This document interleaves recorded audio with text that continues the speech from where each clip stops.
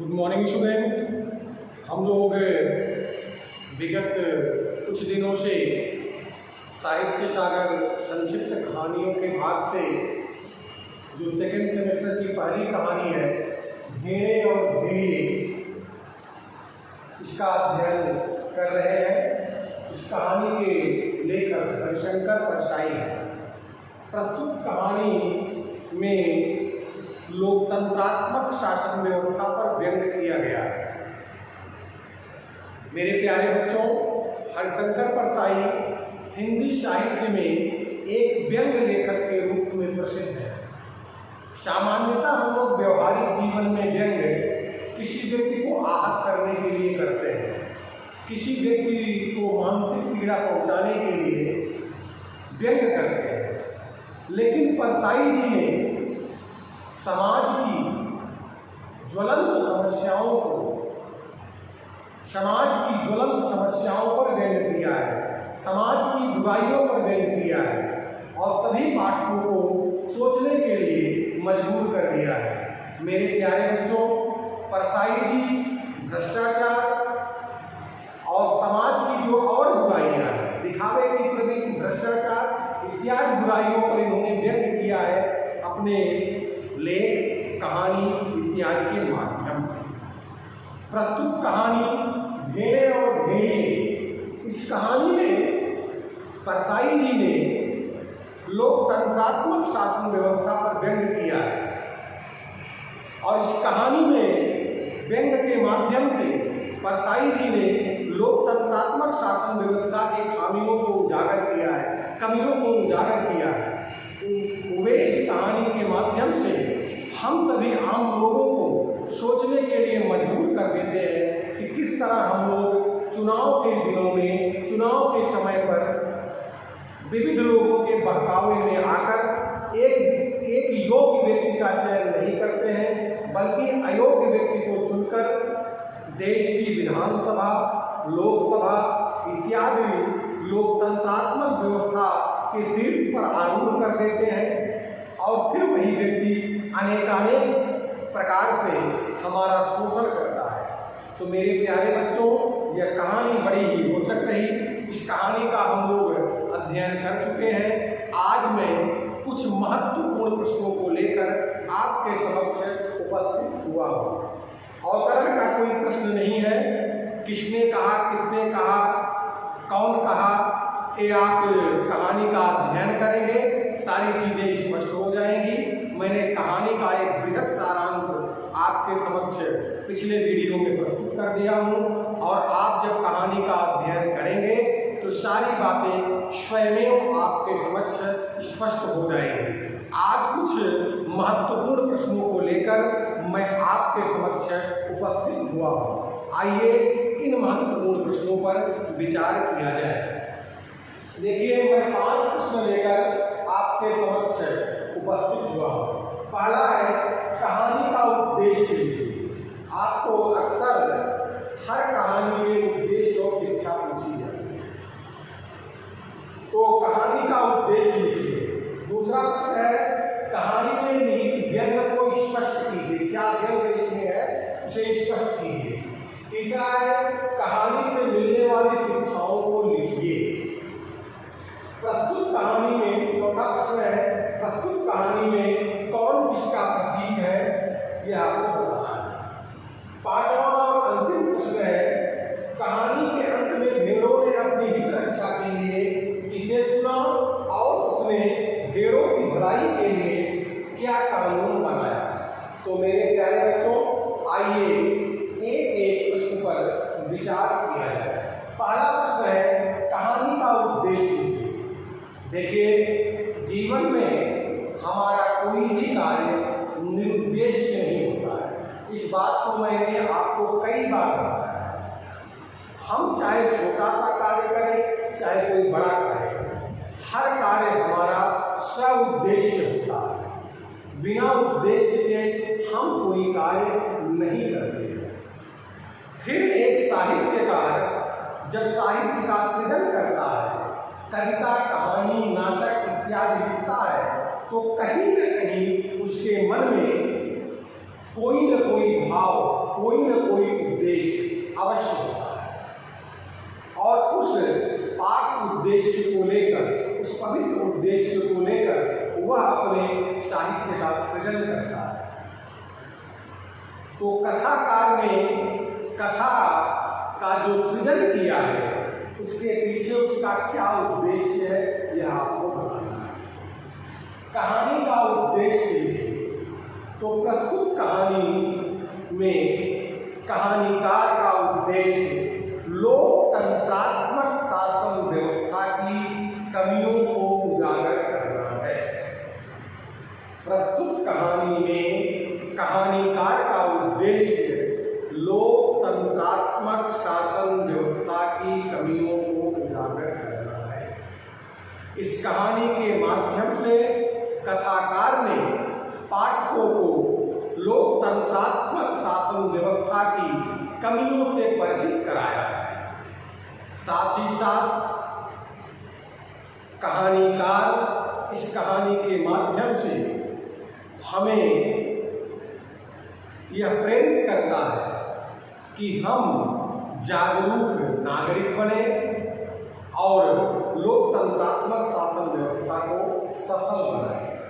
हम योग्य व्यक्ति को चुनकर लोकतंत्रात्मक शासन व्यवस्था को सफल बनाएं। मेरे प्यारे बच्चों, मैं एक बार पुनः इस प्रश्न को बता रहा हूँ। कहानी का उद्देश्य लिखिए। तो प्रस्तुत कहानी में कहानीकार का उद्देश्य लोकतंत्रात्मक शासन व्यवस्था की कमियों को उजागर करना है। इस कहानी के माध्यम से कहानीकार ने लोकतंत्र की कमियों से पाठकों को परिचित कराया है। कहानीकार ने पाठकों को यह समझाने का प्रयास किया है कि हमें इस लोकतंत्रात्मक शासन व्यवस्था में किसी के बहकावे में न आते हुए योग्य व्यक्ति का चयन करना चाहिए, योग्य व्यक्ति को वोट देना चाहिए, जिससे यह लोकतंत्रात्मक शासन व्यवस्था सशक्त और सबल सबका विकास। तो मेरे प्यारे बच्चों, एक बार मैं पुनः बता रहा हूँ, हर प्रश्न का मैं 3 बार उत्तर बताऊंगा। आप ध्यान से सुनिए, समझिए, किसी तरह का कोई संशय आपके मन मस्तिष्क में न रह जाए, इसलिए मैं हर प्रश्न का उत्तर 2 से 3 बार बताता हूँ। तो कहानी का उद्देश्य लिखिए। प्रस्तुत कहानी में कहानीकार के कहानी लेखन का उद्देश्य लोकतंत्रात्मक शासन व्यवस्था की कमियों से परिचित कराना है। इस कहानी में कहानीकार ने पाठकों को लोकतंत्रात्मक शासन व्यवस्था के कमियों से परिचित कराया है। साथ ही साथ वे पाठकों को परोक्ष रूप से यह संकेत करना चाहते हैं कि हमें लोकतंत्र में योग्य व्यक्ति का चयन करना चाहिए, योग्य व्यक्ति को वोट देना चाहिए, जिससे हमारी यह लोकतंत्रात्मक शासन व्यवस्था सबल हो सके, मजबूत हो सके और देश की हर नागरिक का उत्थान हो सके। आइए दूसरा प्रश्न देखा जाए। कहानी में निहित व्यंग को स्पष्ट कीजिए। कहानी में निहित व्यंग को स्पष्ट कीजिए। तो प्रस्तुत कहानी में लेखक ने बड़े ही सरस और रोचक तरीके से अपनी बात को पाठकों के समक्ष प्रस्तुत किया है। इस कहानी में लेखक ने भेड़ों और भेड़ियों के माध्यम से लोकतंत्रात्मक शासन व्यवस्था पर व्यंग किया है। इस कहानी में लेखक ने भेड़ों को भोली भाली जनता का प्रतीक माना है और भेड़िए हमारे देश के भ्रष्ट नेता हैं।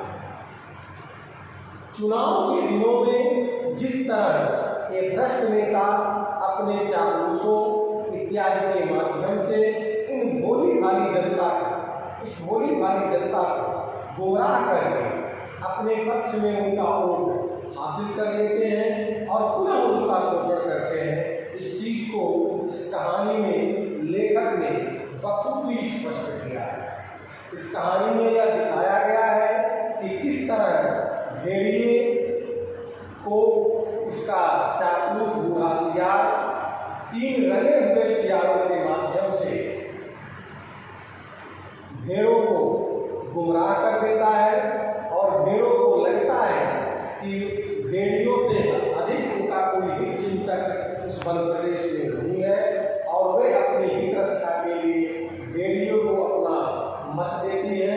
भेड़िए जीत जाते हैं और पुनः उन भेड़ों का शोषण करने लगते हैं। तो मेरे प्यारे बच्चों, इस कहानी में लेखक ने बड़े ही रोचक और सरस ढंग से लोकतंत्रात्मक शासन व्यवस्था पर व्यंग्य किया है। इस कहानी के माध्यम से लेखक लोकतंत्रात्मक शासन व्यवस्था पर व्यंग्य करते हुए यह बताया है कि किस तरह लोकतंत्रात्मक शासन व्यवस्था में भ्रष्ट नेता भोली भाली जनता को गुमराह करके उनका मत लेकर पुनः उनका शोषण करती है। ठीक उसी प्रकार इस कहानी में भेड़िया भी अपने चापलूस बूढ़े सियार और रंगे सियारों के माध्यम से भेड़ों को गुमराह कर देता है और भेड़ों को लगता है कि भेड़िए से अधिक उनका कोई हित चिंतक इस वन प्रदेश में नहीं है और वे अपने हित रक्षा के लिए भेड़िए को पंचायत में विजयी बनाती हैं और फिर वही भेड़िए उसका शोषण करते हैं। तो मेरे प्यारे बच्चों, इस कहानी में लेखक ने व्यंग्य के माध्यम से लोकतंत्रात्मक शासन व्यवस्था की कमियों को उजागर किया है। उसने यह बताने का प्रयास किया है कि किस तरह भ्रष्ट नेता इस लोकतंत्र में देश की भोली भाली जनता को गुमराह करके उनका मत ले लेती हैं और पुनः उनका शोषण करती हैं। ठीक उसी प्रकार इस कहानी में भेड़िया भी अपने चापलूस बूढ़े सियार और रंगे सियारों के माध्यम से भेड़ों को गुमराह करके उनका मत हासिल कर लेती हैं और वे विजयी हो जाते हैं और पुनः भेड़ों का शोषण करते हैं। तो इस तरह से इस कहानी में व्यंग्यों के माध्यम से लेखक ने अपनी बात को स्पष्ट किया है, लोकतंत्रात्मक शासन व्यवस्था की कमियों को उजागर। कहानी से मिलने वाली शिक्षाओं को लेकर प्रस्तुत कहानी में लोकतंत्रात्मक शासन व्यवस्था पर व्यंग्य किया गया है, लोकतंत्रात्मक शासन व्यवस्था की कमियों को उजागर किया गया है। इस कहानी के माध्यम से लेखक हमें कई शिक्षाएं प्रदान करता है। इस कहानी के माध्यम से लेकर हमें अनेकानेक तरह की शिक्षाएं देता है, अनेकानेक प्रकार की शिक्षा हमें देता है। पहली शिक्षा, लोकतंत्र में हमें बहुत सोच समझकर मतदान करना चाहिए। लोकतंत्रात्मक शासन व्यवस्था में हमें वोट देते समय बहुत सोच समझकर वोट देना चाहिए। दूसरी शिक्षा, हमें किसी व्यक्ति के बहकावे में आकर किसी का चयन नहीं करना चाहिए, किसी को वोट नहीं देना चाहिए, बल्कि वोट देते समय हमें स्वयं अपने बुद्धि विवेक का इस्तेमाल करना चाहिए। हमें अपने बुद्धि और विवेक से उम्मीदवारों के ऊपर विचार करते हुए उन्हें विजयी बनाना चाहिए, उन्हें अपना वोट देना चाहिए। तीसरी शिक्षा, लोकतंत्रात्मक शासन व्यवस्था में वोट देते समय हमें किसी भी तरह से जात, धर्म, संप्रदाय इत्यादि से प्रभावित नहीं होना चाहिए, बल्कि एक योग्य व्यक्ति का चयन करना चाहिए, एक योग्य और ईमानदार व्यक्ति को चुनना चाहिए। इस कहानी के माध्यम से लेखक हम पाठकों को यह शिक्षा देता है कि यह लोकतंत्रात्मक शासन व्यवस्था तभी सफल है, यह लोकतंत्रात्मक शासन व्यवस्था तभी सभी सारी शासन व्यवस्थाओं में सर्वश्रेष्ठ होगी जब वोट देने वाली जनता अपने वोट का बहुत ही सोच समझकर इस्तेमाल करे। तो मेरे प्यारे बच्चों, आइए एक बार पुनः देखा जाए कहानी से मिलने वाली शिक्षाओं। इस कहानी में लेखक ने हमें अनेकानेक शिक्षाएं दिया। या इस कहानी के माध्यम से लेखक अनेकानेक शिक्षाएं पाठकों को प्रदान करता है, या इस कहानी के माध्यम से हमें अनेक शिक्षाएं मिलती हैं, या इस कहानी के माध्यम से हमें अनेकानेक शिक्षाएं प्राप्त होती हैं। प्रस्तुत कहानी के माध्यम से लेखक ने यह बताया है कि लोकतंत्रात्मक शासन व्यवस्था में यदि हम वोटर हैं तो हमें अपने वोट का सोच समझकर इस्तेमाल करना चाहिए। दूसरा, हमें मतदान करते समय किसी व्यक्ति के बहकावे में नहीं आना चाहिए, बल्कि अपने बुद्धि और विवेक से योग्य व्यक्ति का चयन करना चाहिए। तीसरा, लोकतंत्रात्मक शासन व्यवस्था तभी सफल होगी जब हर नागरिक जागरूक होगा और सोच समझकर अपने मताधिकार का प्रयोग करेगा। चौथी शिक्षा, हमें मतदान करते समय कभी किसी के बहकावे में नहीं आना चाहिए, जात धर्म इत्यादि से प्रभावित नहीं होना चाहिए, बल्कि योग्य एवं ईमानदार व्यक्ति का चयन करना चाहिए। जब हम योग्य और ईमानदार व्यक्ति को चुनकर देश की विधानसभा, लोकसभा इत्यादि जगह भेजेंगे तभी देश का उद्धार होगा, देश का कल्याण। आइए बात को देखा जाए इस कहानी से मिलने वाली शिक्षाओं को लिखिए। तो प्रस्तुत कहानी से हमें अनेक शिक्षाएं मिलती हैं।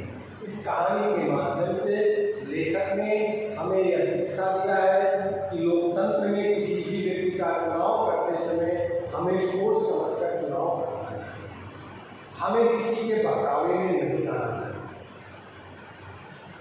यदि हम किसी को दे रहे हैं, किसी को चुन रहे हैं, तो अपनी बुद्धि और विवेक का इस्तेमाल करना चाहिए। हमें जात धर्म इत्यादि पर ध्यान न देते हुए योग्य और ईमानदार व्यक्ति का चयन करना चाहिए। जब हम योग्य और ईमानदार व्यक्ति का चयन करेंगे तभी देश और समाज का भला होगा, विकास। आइए अगले विषय पर देखा जाए, विचार किया जाए इस पर। प्रस्तुत कहानी में कौन किसका प्रतीक है?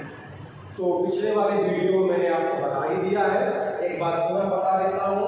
प्रस्तुत कहानी में भेड़े भोली भाली जनता का प्रतीक है, भेड़िए देश के भ्रष्ट नेताओं का प्रतीक है, बूढ़ा सियार भ्रष्ट नेताओं के चापलूसों का प्रतीक है। मेरे प्यारे बच्चों, इस कहानी में लेखक ने प्रतीकों के माध्यम से लोकतंत्रात्मक शासन व्यवस्था पर व्यंग्य किया है। तो कौन किसका प्रतीक है यह जानना आवश्यक है। तो प्रस्तुत कहानी में भेड़े भोली भाली जनता का प्रतीक है, भेड़िए देश के भ्रष्ट नेताओं का प्रतीक है, और बूढ़ा सियार भ्रष्ट नेताओं के चापलूसों का प्रतीक है। एक बार पुनः देखा जाए तो इस कहानी में कौन किसका प्रतीक है? भेड़े भोली भाली जनता का प्रतीक है, भेड़िए भ्रष्ट नेताओं का प्रतीक है, और बूढ़ा सियार भ्रष्ट नेताओं के चापलूसों का प्रतीक है। पांचवा और अंतिम प्रश्न है, कहानी के अंत में भेड़ों ने अपनी हित रक्षा के लिए किसे चुना और भेड़ों की भलाई के लिए क्या कानून बनाया, और उसने भेड़ों की भलाई के लिए क्या कहा? तो कहानी के अंत में भेड़ों ने अपनी हित रक्षा के लिए भेड़िए को चुना। कहानी के अंत में भेड़ों ने अपनी हित रक्षा के लिए भेड़िए को चुना, और उसने भेड़ों की भलाई के लिए यह कानून बनाया कि हर भेड़िए को सुबह नाश्ते में भेड़ का एक मुलायम बच्चा दिया जाए, दोपहर खाने में एक पूरी भेड़, शाम को स्वास्थ्य के लिहाज से कम खाना चाहिए इसलिए आधी भेड़ बना। ये कहानी के अंत में 2-3 पंक्तियों में दिया है। तो एक बार फिर देखा जाए, कहानी के अंत में भेड़ों ने अपनी हित रक्षा के लिए किसे चुना? तो कहानी के अंत में भेड़ों ने अपनी हित रक्षा के लिए भेड़िए को चुना, और उसने भेड़ों की भलाई के लिए क्या कानून बनाया?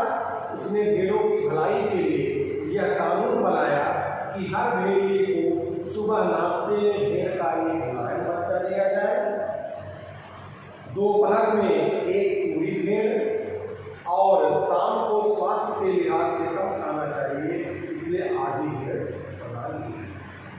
तो इस तरह से इस पाठ से कुछ महत्वपूर्ण प्रश्नों को लेकर मैं आपके समक्ष उपस्थित हुआ और आप इन प्रश्नों को अपनी कॉपी में कर लीजिएगा। अगले वीडियो में हम पद विभाग